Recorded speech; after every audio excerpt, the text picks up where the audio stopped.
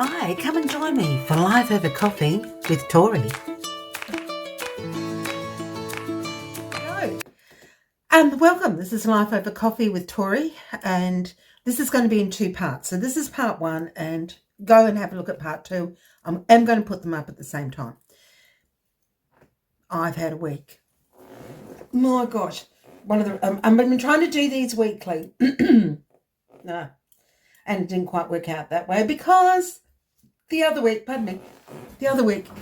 I had something happen, and let's do the disclaimer. I'm not professional, not perfect. This is real. I put on lipstick just so I look better for you. And, you know, I'm still trying to get this lighting stuff better. It is getting better. And if you notice, I'm going to go landscape now instead of being portrait because I've noticed I think that's the way I should actually go. It should work much better. I've learned a lot over the time of doing these YouTube videos. But what I want to talk to you about today is something I think if you're a younger person and you've got older parents, if you're an older person and you have things happen at home, take note, all right? I did actually mention it on radio the other day, but I'm going to spread it further afield. So, Life Over Coffee. This is my extra everyday cup. It's, you know, it's, it looks the same on both sides. Everyday cup, and it really needs to be refilled, I can tell you.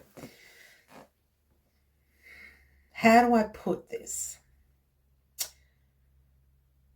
The other week, I was doing domestics. And with that domestic, washing the floor, vacuuming, you know, up in ends of washing, which is pretty normal for me. While I think of that, I'll be back in 1 second. Whew, I'm back.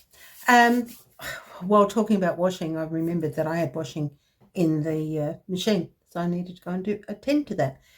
The thing that actually happened last week was, as I said, doing domestics, and that I washed the floor and I'd rolled back a carpet and coming in and out, and I thought, I'll go and put the pillows out on the line. I came back in from being light to dark in my hallway.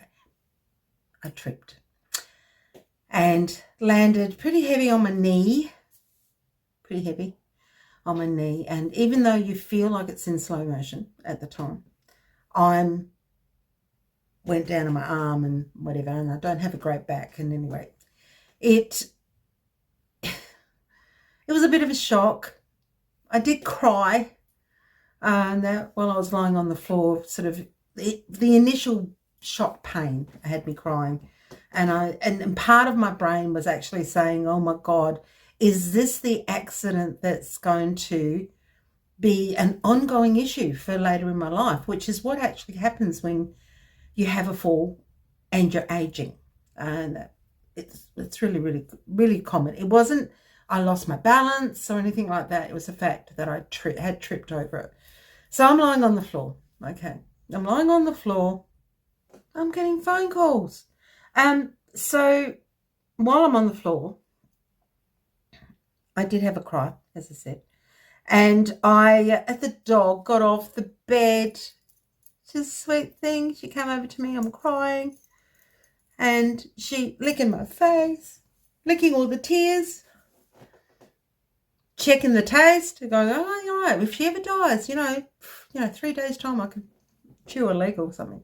No, it was lovely. It was a lovely moment. It was a really, really lovely moment. So I looked at her. She is a tiny thing. She's actually asleep on the bed right now.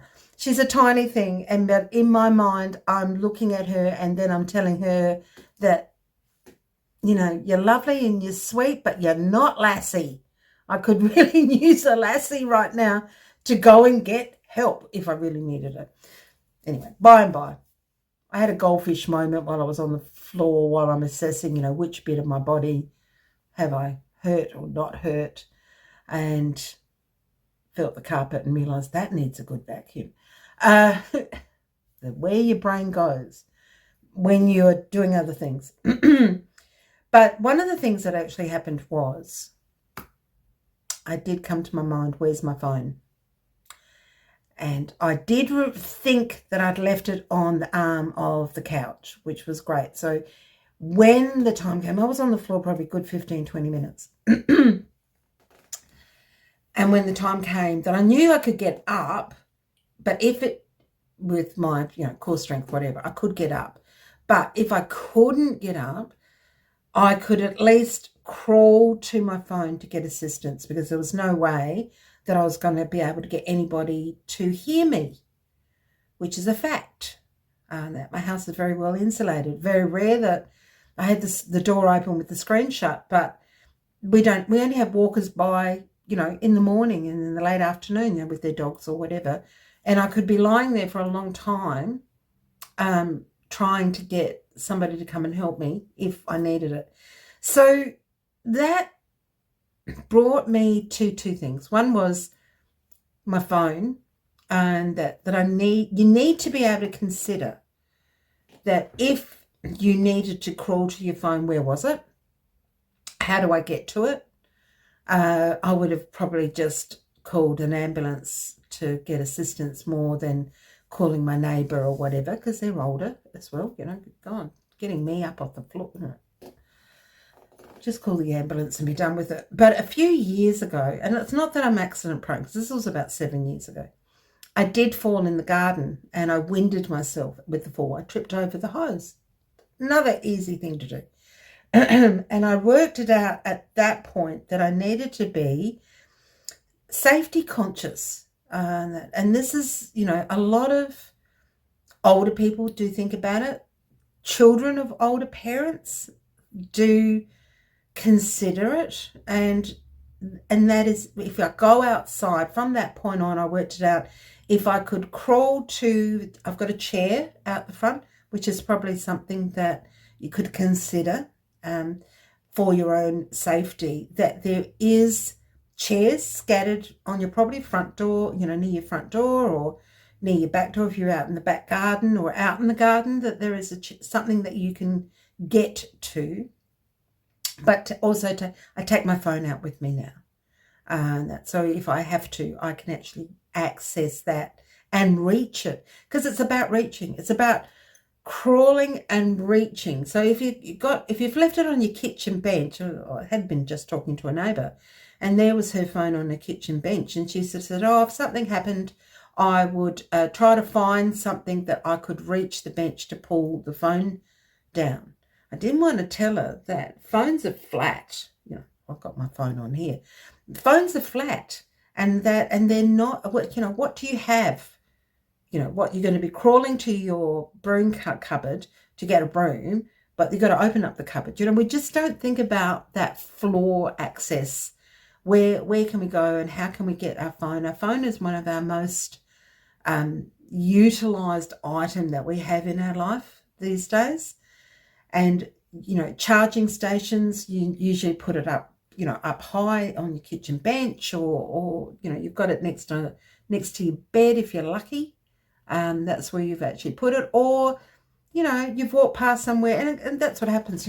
Sometimes I'll have a conversation, I'm wandering around the house, and I might leave it in the bathroom, on the bathroom vanity, or I'll go to, in the kitchen, I've left it on the cupboard or another cupboard or whatever, because I'm just walked past and put it down. You've got to think about it a little bit more. You have to be more conscious about how you're going to access that as your emergency communication contact. And you do need to then, if falls are something that you have regularly, I had a girlfriend that was starting to lose balance and have falls more regularly, going to a car and misjudging, the driveway and stuff. Pavers are a wonderful thing. But pavers can become unlevel. When was the last time anybody checked how, has any pavers lifted? They get roots underneath them and makes their surfaces uneven. So I guess this is what the point of this particular story, YouTube story, whatever, and that is to where is your mobile? Where is it right now? And that you might have it in your hand watching YouTube or whatever, but at any point in time, do you know where it is? Anyway, this is Life Over Coffee, and this is just one of the topics. Now, remember, this is part one. The other part two, is because during this episode, I remembered that on the floor, I'm going, okay, if I'm going to actually contact the ambulance, I've got some of my emergency bag together, but I didn't have it in a bag. I had it in a drawer. I've been collecting bits. So flip over to part two, and we'll talk about emergency contact, your emergency hospital bag, which is something we should all have, especially when you start reaching those particular numbers, which I'm actually doing quite regularly. It's climbing up. Those numbers are climbing up. Live Over Coffee with Torrie. I'll catch you again shortly. Hopefully you'll go over the part two. And more stories to come. Catch you later. Bye. Thanks for watching Life Over Coffee with Torrie. Don't forget you can subscribe or leave a comment. I'll get back with you next week.